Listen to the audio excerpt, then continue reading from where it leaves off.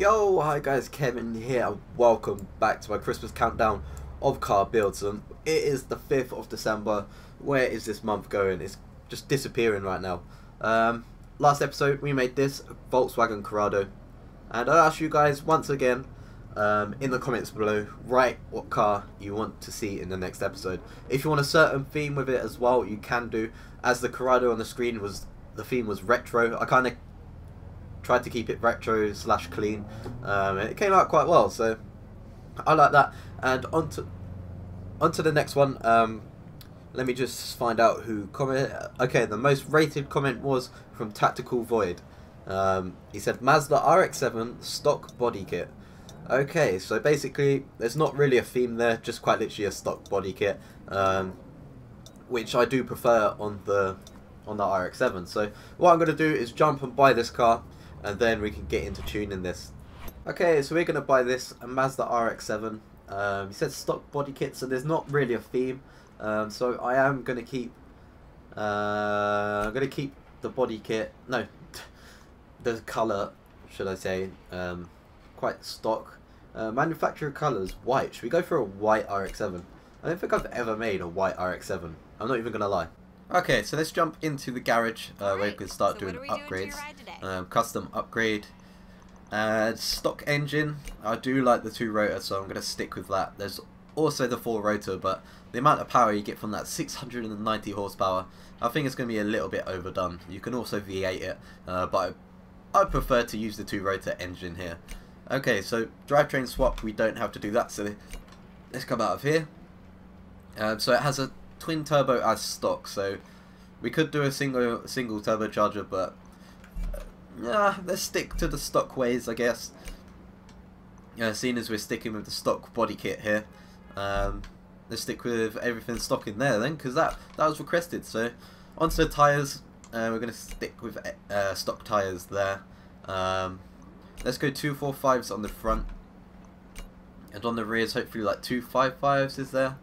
255s, there we go. So slap those on. Nice little tyre ratio there. Multi-piece rims, let's do it.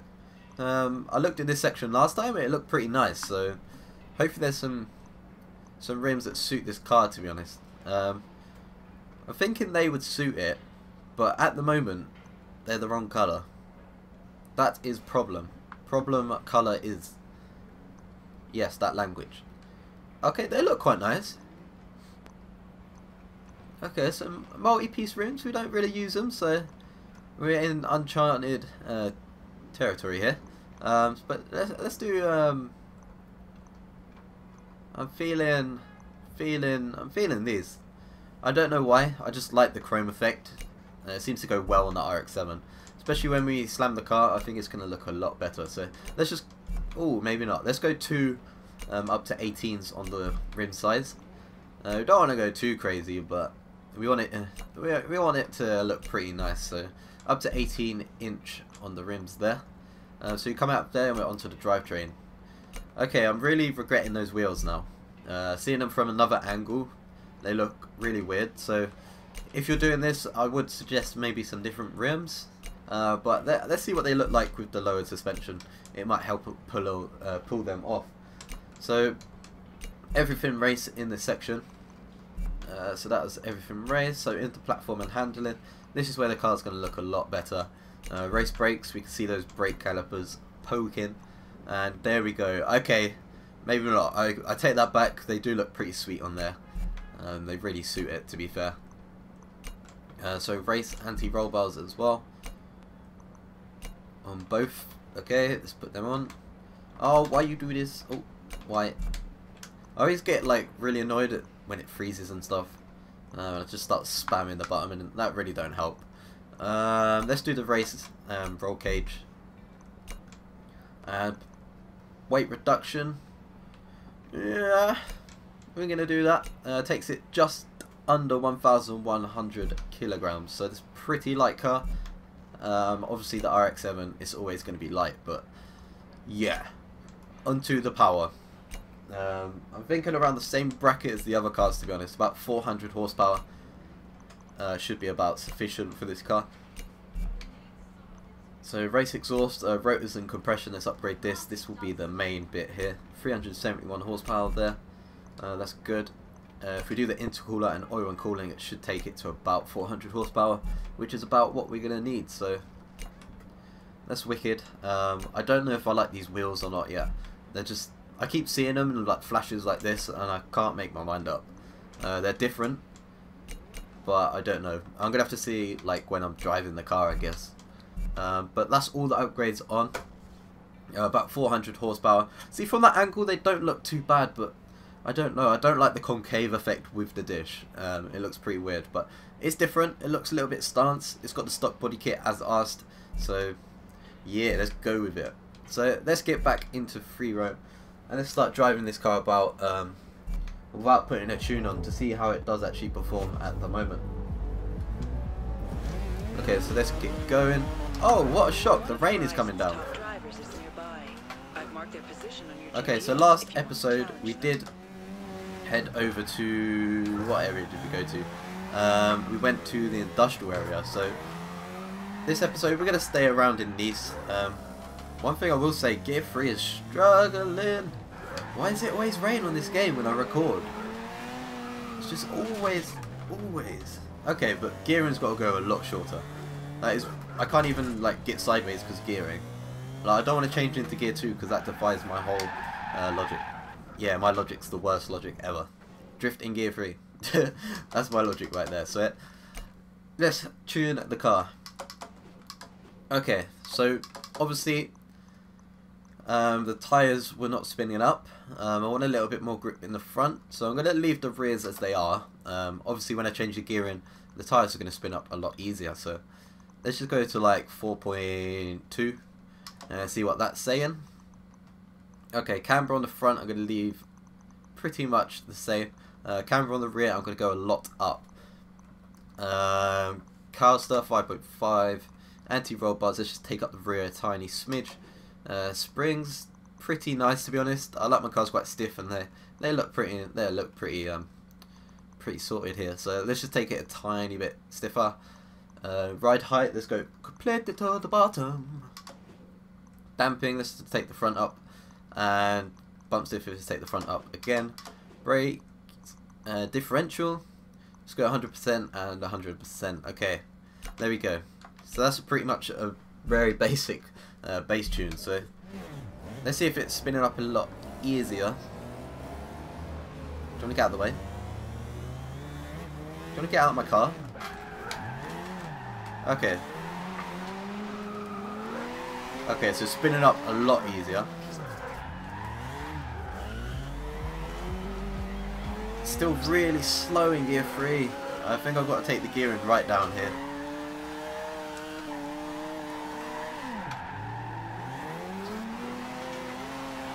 It feels pretty stable though. A very stable car.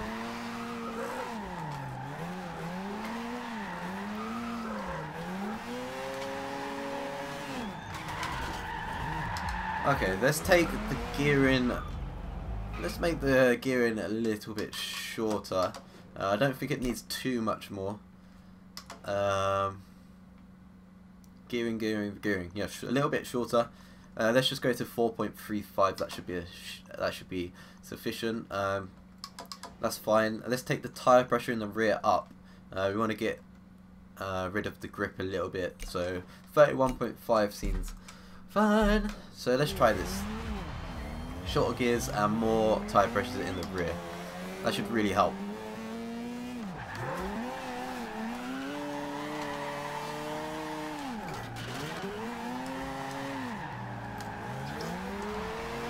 Don't crash into me.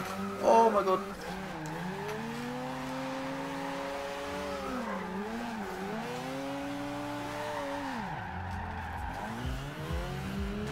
Okay, so Gear 3 didn't bog down there. I was trying to go quite slow through that corner just to see if it would bog down. But it seems pretty much fine.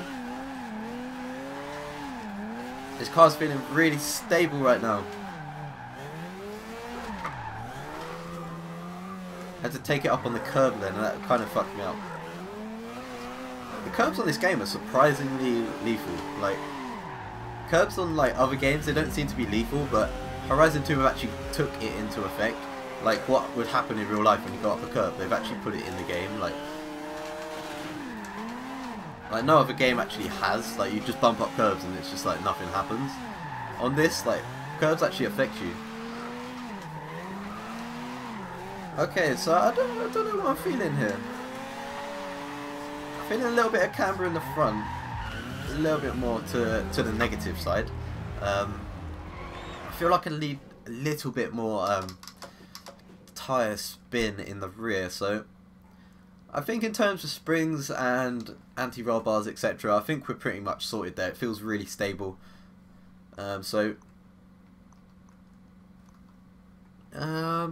Yeah, let's take the tyre pressure up in the front a tiny bit.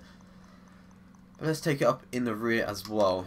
Okay, so alignment, let's just take the camber up just a smidge, just to give it a little bit of a lighter feel in the wheel. Okay, so that should be a lot better now, hopefully. But what I could have just fucked up. I could have made it worse.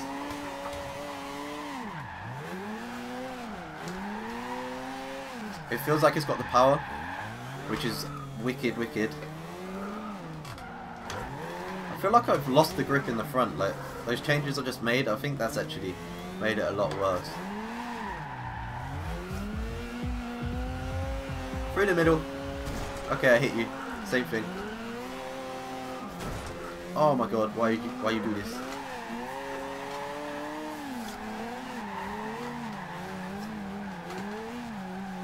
Okay, that was very stable through there. Like that. Nice transition, like that. On the curb, don't like that. But we're pulling it back round into the tight, slow corner.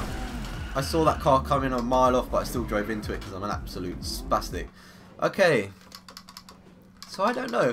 I don't know if those changes really help, to be honest.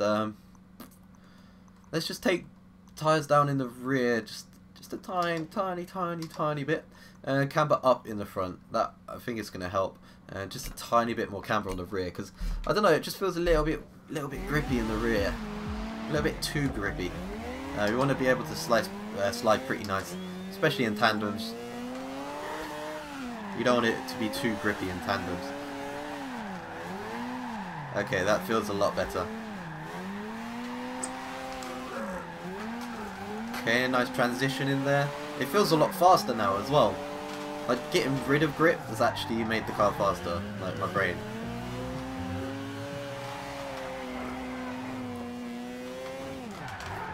Oh god, car's in the way. Bail. As soon as that entered, I was like, no, there's like 4 cars in the way. This is just not happening. Okay, so gear 3 seems absolutely fine. Here comes the legendary once an episode rain that we always have to have. And of course, the car gets a lot more unpredictable in the rain.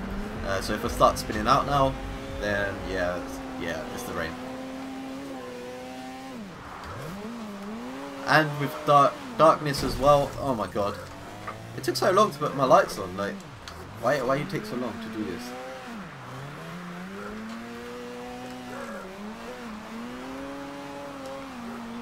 Okay, but yeah, I think this car is feeling about spot on right now. Let's take it round the outside. Okay, bogged down. Why are you bogged down? Why you do this? So let's make the gear just a smidge. Hey, well, I don't even know why I went onto there. Just a smidge smaller, shorter, should I say? And I think that should be about it for this tune, because it's feeling pretty much spot on right now. It's feeling nicey. So let's give it one more run around this section. Pretty short section, but it's a very fun section to do. Some long corners, but the only problem is a lot of traffic. That is the problem with this section.